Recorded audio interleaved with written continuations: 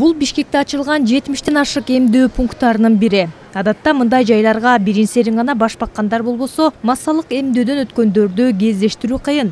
Бирок вакцина алуу маанилүү делгендер дагы жок эмес. Алардын арасында Данияр Манакеев дагы бар. Тажи вирусунун биринчи толкунунда катуу ооруган шаар тургуну кайра дагы бул дартка кабылып калбоо үчүн ооруну алдын алууну туура көргөн. Эч кандай ооруган жок, корккон жокмун. Жана ошондой эле биздин жарандарды вакцина алууга чакырам. Бүгүнкү күндө бул актуалдуу жана эң керектүү деп ойлойм. Эмдөө пункттарына келгендердин саны аз экенин статистикалык сандар дагы тастыктайт. Бүгүнкү күнгө чейин эмдөөнүн биринчи этабынан калктын 29% гана өткөн. Ал эми экинчи дозасын 19% сайдырган. Мындай көрүнүштү медиктер вакциналоо жай мезгилине туш келгени менен байланыштырууда. Биринчи ачылганда эбе көп эле жарандарыбыз келип алып атты. Азыркы учурда тоже келип атат. Жакшы эле келип атышат. Эми отпуск, может быть, көлдүн сезону да көп эс алып атышат, бирок аз-аздан келип атышат. Күнүнө 60, 70, 100, 120га чейин болот, ар кандай болуп атат. Албетте бул жакшы көрсөткүч эмес. Эгер аймактарга бөлүп карай турган болсок, региондордо элдин активдүүлүгү Борбор калаага салыштырмалуу жогору. Айрым облустар 40-60%га чейин жыйынтык көрсөтүштү. Учурда Саламаттык сактоо министрлиги элди эмдөөгө чакыруу максатында атайын акция баштады.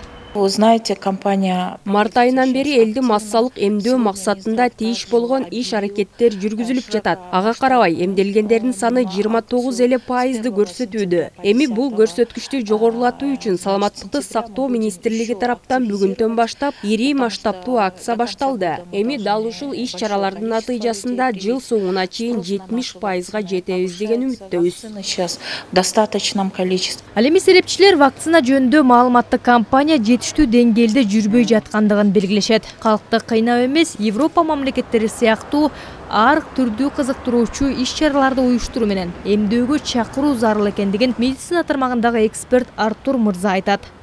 Люди опасаются, потому что менин баамда азыркы тапта бизде эмдөө компаниясы элди кыйноо менен жүзөгө ашып жатат. Бирок бул туура эмес. Өнүккөн өлкөлөрдү караңыздар. Жарандарды кызыктыруучу акциялардан тартып, мега арзандатуулар, жагымдуу белектер менен тартууда.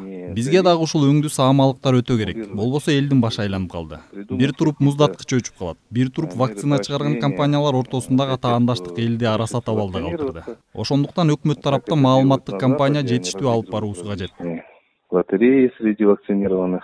Эксперт белгилегендей, учурда өнүккөн өлкөлөрдө ар түрдүү кызыктыруучу кампаниялардын натыйжасында эмделгендердин саны арбын. Мисалы Америкада вакцина алгандарга лотерея ойнотулуп, Мичиган штатынын тургуну дээрлик $2 миллион утуп алган. Бүткүл дүйнө жүзү боюнча азыркы саатка чейин дээрлик 5,5 миллиард адам эмдөөдөн өтсө, анын эң жогорку көрсөткүчү Кытай, Индия, AQSh, Бразилия, Жапония жана Германияга туш келет. Эсиңиздерге сала кетсек, бизде дагы мобилдик операторлордун бири вакциналоодон өткөндөргө 10 гигабайт интернетти акысыз берген. Эмделгендерге бут кийим алуу дагы жеңилдиктер каралып, бирок көпкө узабай акция жыйынтыкталган. Чолпон Бешелен кызы, Алтынбек Саакиев, Нью ТВ.